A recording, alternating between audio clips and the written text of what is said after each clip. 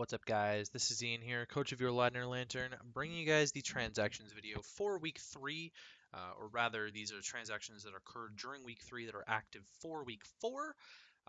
If you don't know how the transactions work in the NCL, all transactions must be completed by week 8, so week 8 is the last week to make transactions, so then the rosters are finalized for weeks 9 through 12 and through the playoffs, so you can get some comfortable time with them, potentially playing 7 games with that roster. Each coach is allowed 3 free agent transactions and an unlimited amount of trades throughout the season, and this is the first week that we're going to be seeing some trades. So that's pretty cool. This series may not be up every week because it requires coaches to have made transactions during the week. So luckily for us, we've had this going on every single week because people have made transactions every single week. That's pretty much all there is to it. I don't know if that trend is going to continue. We do have a bit of a longer episode for you today because there have been quite a few transactions this week, and we'll sort of get right into it. So the first coach making transactions was Matt of the Green Bay Gillespie, dropping Skarmory for Thundurus-Incarante. This is the first free agent transaction of his. I really like this trade, and you'll see why, because he makes another one that sort of complements this really well. He's not losing his flying typing, keeps the flying typing, adds, at the current point, another electric type to his team. It's a really good setup option for him, which I think he kind of, well, he doesn't really sorely lack it because his offensive threats do set up. But it's a good physical threat to go along with his team. Like, he really only had Mega Sharpedo as a physical threat, so he's got another physical option. It's a very good mixed attacker, very good life orb user. It's a crazy good mon with open Z moves, and it's also something to force defog. So Matt's team has kind of a reliance on Hazard ish, or at least preventing them on his side of the field. So he can sort of force defogs or prevent defogs from happening with the Thundurus, because you don't want to pop that Define ability. Pardon me. Prankster user, which is really cool. Prankster T-Wave feels like it feels really good on that team. Getting some more speed control can be really useful. Prankster Tailwind, same thing. I don't know. I think Thundurus sort of fits a really cool role on his team. He does lose a Spiker in the Skarmory, and at the moment he's losing a Steel type. He will patch that up, do not worry. Yeah, and another Rock Setter, which, isn't really the biggest deal. But he does make another transaction, uses up another free agent transaction to pick up Registeel, dropping Electros. So I really love the combination of these two trades for his team. I think he bulked up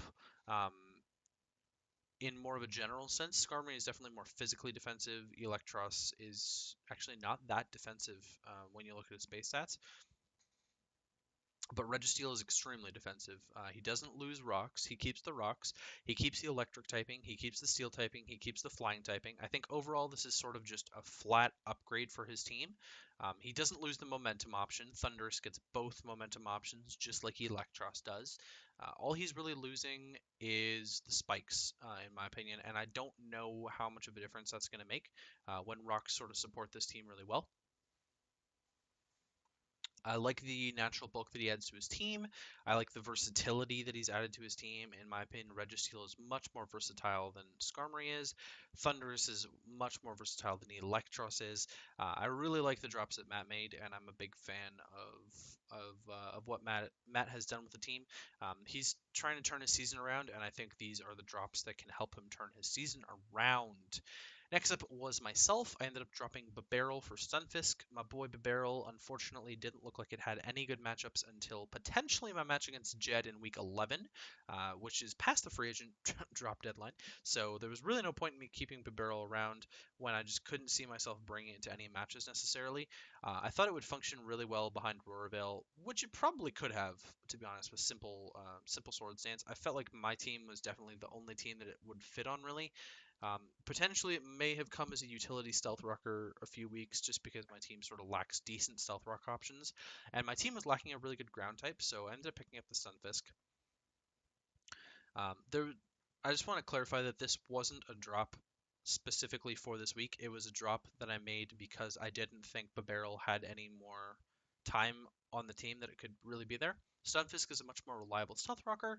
It's a really good ground type. It's another Volt Switcher. Excuse me. It's a Paralysis King.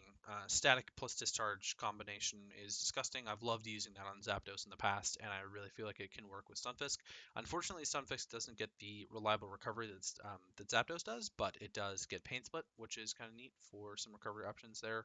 Um, it's a decent special attacker with discharge with power combination. So I like the Stunfisk drop. I'm down to 2 transactions remaining. Not that I will necessarily use those throughout the season, but they're there. Now, our first trade of the season happened on Sunday, and that was Daniel shopping out a big mon, in fact, his second overall pick, and Daniel ended up trading Zeraora to Magic and the Snowpoint City Blizzard for Jolteon. Um, these are the only two coaches left in the league with points remaining, I believe. So this trade actually worked out perfectly because Magic had a ton of points to get rid of.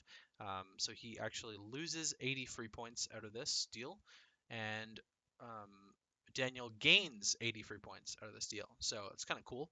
I know Magic has used Zero Aura well in the past, and Daniel's looking for a more special attacker on his team. So picking up the Jolteon is pretty decent for him. We'll sort of see how Zero Aura plays out for the rest of the season now. At the moment, I'm definitely feeling like it's going to be tier 2 next season, but we'll sort of see how Magic uses it if he changes my mind.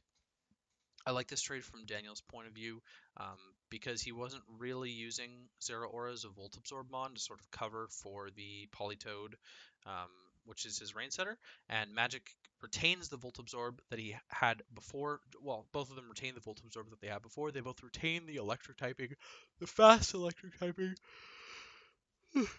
Excuse me. This gives Daniel a Cleric, which is kind of important. Which Magic is now sorely lacking. He really only has Meloetta as a cleric, and he mentioned that he likes having a cleric for Meloetta, so we'll sort of see. I'm not sure if this is an upgrade for Magic, but I do think that it is an upgrade for Daniel, despite it being 2 tiers lower. I do feel like the value trade-off for Jolteon and Zero Aura is fairly similar. Zero Aura seems very much more niche in Draft League than Jolteon does, where Jolteon can sort of be splashed on any team as an electric community and is a good pivot. After this, Daniel did make another drop. Oh, sorry, his first drop, dropping the Simisear for. Oh my god, I totally forgot to put his logo on these. Well, his name's on here at least, but he drops the Simisear for the Xatu. Daniel is extremely comfortable by using Xatu. Gives him his first hazard remover on the team, which is really good for him. A Magic Bounce user, which is also really good. I believe it's his first flying type on the team as well, which gives him a nice ground immunity to cover for the Jolteon at the moment now. Yeah, I was kind of a fan of Simisear just because I thought it was kind of cool that he drafted it, but he's been bringing it more often than I expected. It just doesn't really get the coverage options. He was telling me that it doesn't really get the coverage options to run Nasty Plot sets all the time. Otherwise, Nasty Plot Select-Berry was something he wanted to use quite often with like Nasty Plot Gluttony Select-Berry. Excuse me. We've been seeing Daniel run screens on Metagross quite a few times this season already. Two out of the 3 games, at the very least, we've seen him run screens on Metagross, and I know he's a big fan of screens. Xatu sort of gives him a better screens option, and he can be more freed up to use Metagross in a more offensive manner, because his team is much more offensive, very, very much more offensive. Then Daniel proceeded to make another trade, dropping a Selgor for the Sceptile of Ben and the Tampa Bay Weasels. Ben said that he would pay someone to take Sceptile from him. I guess he just really doesn't like it. It was his only ground resist, I believe, on the team, so he's trading for another ground resist in the Selgor, which is kind of cool, upgrading his speed tier a little bit, giving himself some more hazards, and Daniel is not going to keep the Sceptile, as we'll see in the next slide. Anyway, so it doesn't really matter. Just sort of helping out Ben there by shopping around a Selgor. I don't feel like Daniel's losing much from this because he already had another fast bug type in Scolipede that had options to spike and T-spike anyways, so I don't really think that a Selgor offered his team much that Scolipede doesn't, and Scolipede's sort of just the all-around better pick for his team. Ben wasn't really using Sceptile for anything, especially after he's played Cade and the Tapu Koko team already. There's really no point in bringing Sceptile to any more matches when it can't benefit from Unburden that well. It's not very good by itself, to be completely honest with you. But Unburden sort of sets it in tier 4 already. Then the last transaction of the week was Daniel again dropping Sceptile for Volcanion. He did have the free points available for this drop, and so now he's at 0 points, but he ends up essentially dropping a tier 1 for tier 3 and then a tier 4 for tier 1, um, grabbing himself Volcanion. Volcanion can function extremely well on his pseudo rain team. He doesn't have to bring rain all the time. He has used Volcanion in the past. He's been a very good Volcanion user. Volcanion offers him an extremely powerful fire type user, and steam eruptions in the rain sound like they're going to hurt a lot.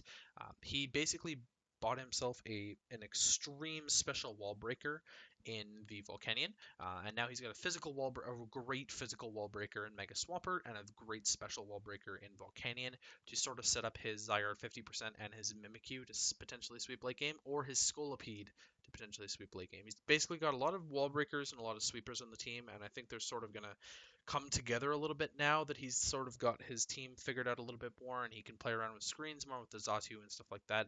Um, this is his second free agent transaction, so he still does have one more available, but he doesn't have any free points to play with anymore. So if he does make another one, it'll have to be an identical tier for an identical tier, essentially. That's going to be it for the transactions. Let me know down in the comments below what you guys think of these transactions, how they play out, and what your favorite transaction of the week was, because I think that's kind of cool. That's all from me, and I will catch you guys for the weekly recap.